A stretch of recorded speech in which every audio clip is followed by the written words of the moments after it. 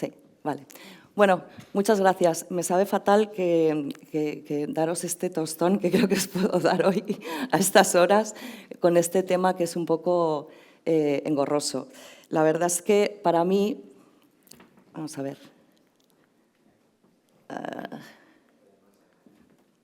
No, pues no funciona, creo.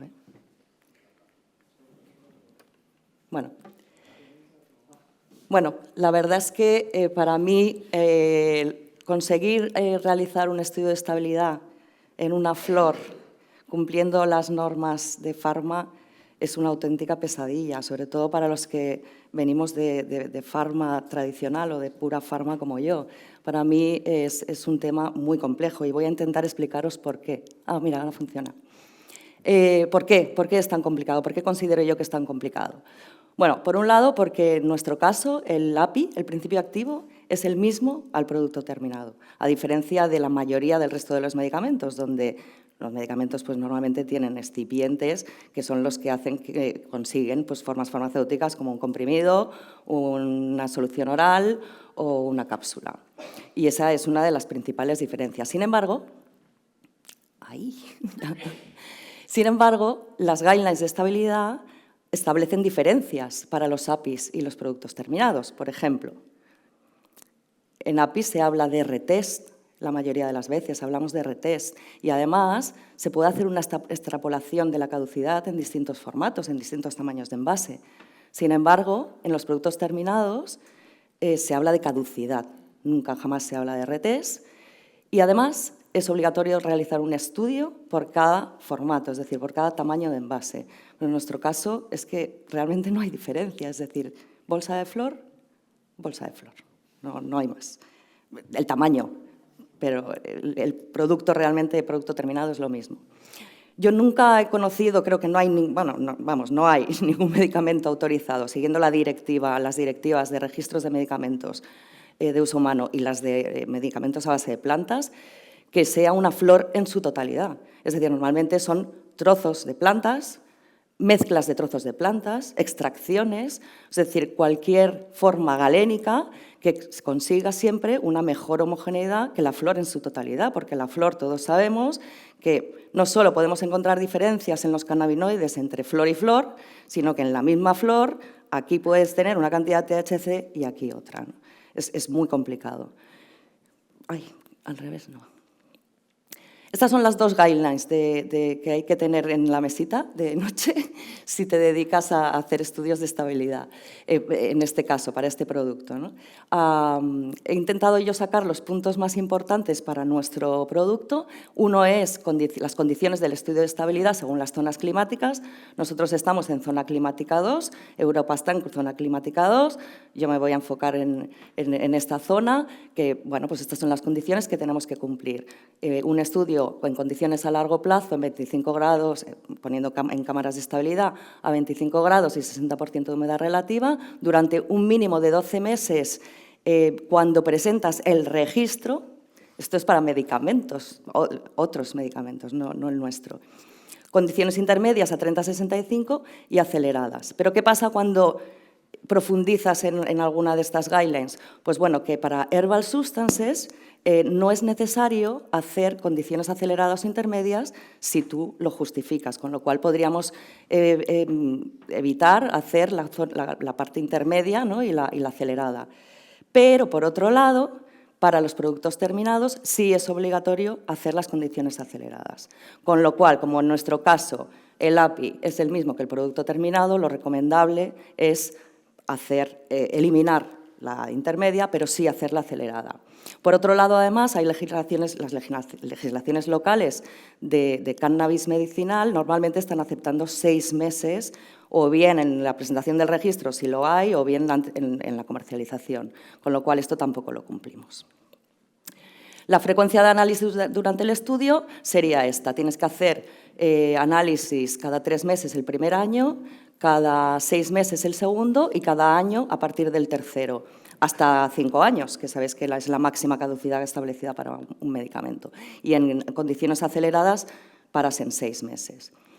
El acondicionado es muy importante, debe estar en el mismo material, es decir, las muestras que pongas en las cámaras de estabilidad deben de estar en el mismo material que vas a utilizar para el almacenamiento y su posterior distribución, pero en APIs se permite una simulación, se permite una extrapolación, es decir, claro, no vamos a meter un container de 50 kilos de paracetamol en una cámara de estabilidad, no puedes, no te cabe. Con lo cual aquí sí se permite, pero para productos terminados no. Para productos terminados tenemos que poner el mismo tamaño, o sea, el mismo tamaño, el mismo envase, el mismo material en todos los casos, ¿no? Pero aquí, mismo tamaño, al no ser que apliquemos un matrixinum bracketing, esto es un poco de ciencia ficción, que luego os doy una pincelada. Los límites de contenido, el mayor dolor de cabeza.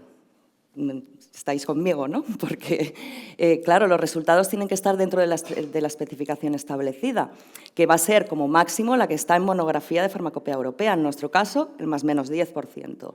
Pero hay otro punto que mucha gente no tiene en cuenta, que es súper crítico, y un evaluador te lo puede exigir, que es que los resultados durante la estabilidad deben estar dentro del, en nuestro caso, más menos 10%, del contenido inicial del lote, es decir, del T0. ¿Qué quiere decir esto? Que en un ejemplo como este,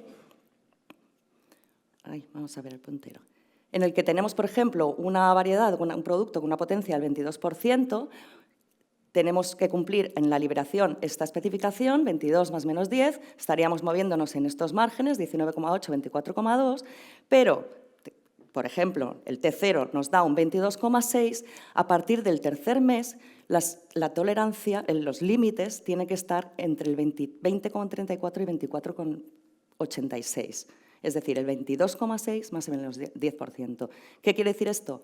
Que nos movemos entre este y este. En este caso en concreto, este producto cumple hasta T9, pero en el T12, que nos ha dado un 19,8, no cumpliría este punto. Con lo cual, nuestro producto aquí, estrictamente hablando, y con la guideline en la mano, ahí, bueno, luego os cuento un poquito más lo que se está haciendo por ahí, pero estrictamente hablando, tendría una caducidad de 9 meses, no de 12. Con lo cual, tenemos dos opciones. O ponemos un límite más estricto en la liberación, un más menos 5%, y después un límite durante la estabilidad del más menos 10, que es el que se nos permite. Esto es lo que se hace en farma, siempre. Vamos, yo nunca he visto otra cosa. O opción 2, en nuestro producto, que es tan complejo, pues tenemos un cultivo, controlamos el cultivo de manera que consigamos contenidos homogéneos, jugamos con genéticas que tengan una degradación más lenta y, sobre todo, muy importante, para mí es un punto clave, un buen material de acondicionamiento con una atmósfera inerte, si es posible, que te minimice al máximo la degradación. Es decir, hacer todas las acciones que puedas para minimizar esa degradación. Estoy hablando de THC, que es el que más se degrada. El CBD es mucho más estable, es diferente. Y la pregunta del millón, ¿tengo que hacer una estabilidad por variedad, potencia y formato? Bueno, pues esto es muy discutible, porque no está escrito en ningún sitio. Hay discrepancias entre autoridades sanitarias. Nosotros hemos tenido, pues incluso entre diferentes estados de Alemania, que hay diferentes criterios. Es realmente complicado. Si te vas a la definición de herbal substance, se define como la parte de la planta usada con el nombre botánico, de acuerdo al sistema binominal, que es género, especie y variedad. Con lo cual, algún evaluador te podría decir que una variedad es un principio activo, que cada variedad es un principio activo. Y, bueno, claro, estaréis conmigo en que hay diferencias a veces en el comportamiento de los cannabinoides durante la estabilidad en las diferentes variedades, en las diferentes genéticas. Sí la hay. Y luego es importante para los pacientes mantener el contenido dentro de la dosis, ¿no? Dentro de su dosis, dentro de la potencia, porque es la que le ha prescrito el médico. Pues sí. Con lo cual, tenemos dos opciones también. O hacemos un estudio de estabilidad por variedad, potencia y formato, que si tenemos pocas variedades o poco portfolio, un portfolio pequeño, es lo ideal, es lo más seguro. O bien Vamos a la ciencia ficción, bracketing o matrixing, ¿vale? No voy a entrar en esto porque es demasiado ya para hoy, creo, es que no quiero remataros, pero solo que os quedéis con la idea de que esto son diseños, ambos, que lo que te permiten, hay una guideline que habla de esto, lo que te permiten es minimizar, disminuir el número de análisis en su totalidad. En el caso del bracketing, pues jugando con los extremos, tú seleccionas varios factores, ¿no? En la guideline tienes los ejemplos con 2 factores, y yo, pues, por ejemplo, aquí el caso de 3 potencias con tres botes diferentes, ¿no? 3 formatos. Entonces, coges los extremos de ambos. Aquí el riesgo es que si uno de los extremos cae, pues el del medio cae también. Y el matrixing ya sí que es muy complicado, pero bueno, al final también se trata de coger, de hacer subconjuntos con combinaciones aleatorias que al final lo que te estás haciendo es bajar el número de análisis en los distintos lotes y aquí también en los distintos puntos. Aquí, por ejemplo, pues haces subgrupos y no solo todas estas celdas blancas no las analizas, ¿no? Sino que en cada subgrupo dices, pues yo todos los del X1, los lotes que estén en este subgrupo, no analizo a T3. En los del X2 no analizo a T6, de manera que tú puedes reducir tu número de análisis totales. En principio te permite la guideline hasta la mitad. Yo no recomiendo hacerlo hasta la mitad en este producto porque es muy inestable y se te puede caer todo el estudio, pero sí quizás hasta 1/3.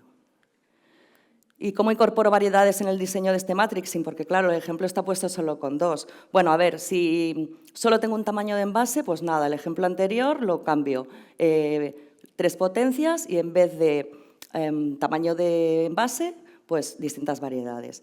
Si tengo varios tamaños, diferentes variedades, con diferentes potencias, pues hay que echarle a la imaginación aquí. Hay que ser muy creativo. No os puedo poner ejemplos porque esto son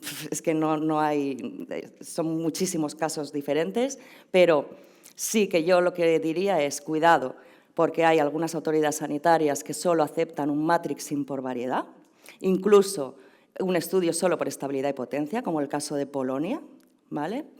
Que si hay evaluación por parte de la autoridad sanitaria, que consensuemos previamente con la autoridad sanitaria para ir a lo seguro antes de iniciar el estudio, porque es mucho dinero. Y si no hay evaluación por parte de la autoridad sanitaria, como el caso de Alemania, consensuarlo con el distribuidor y que el distribuidor se consensúe con su organismo competente, porque de verdad que es que hay miles de casuísticas y mucha diferencia en los criterios. Eso sí, siempre intentando que haya muestras representativas en todos los factores seleccionados y yo sugiero que haya un mínimo de 2 lotes por variedad para que, bueno, con la experiencia que yo tengo con los evaluadores de distintas agencias, creo que no admitirían menos de 2 lotes por variedad o te lo podrían cuestionar. Y eso es todo. Nada, conclusión, necesitamos una guideline específica.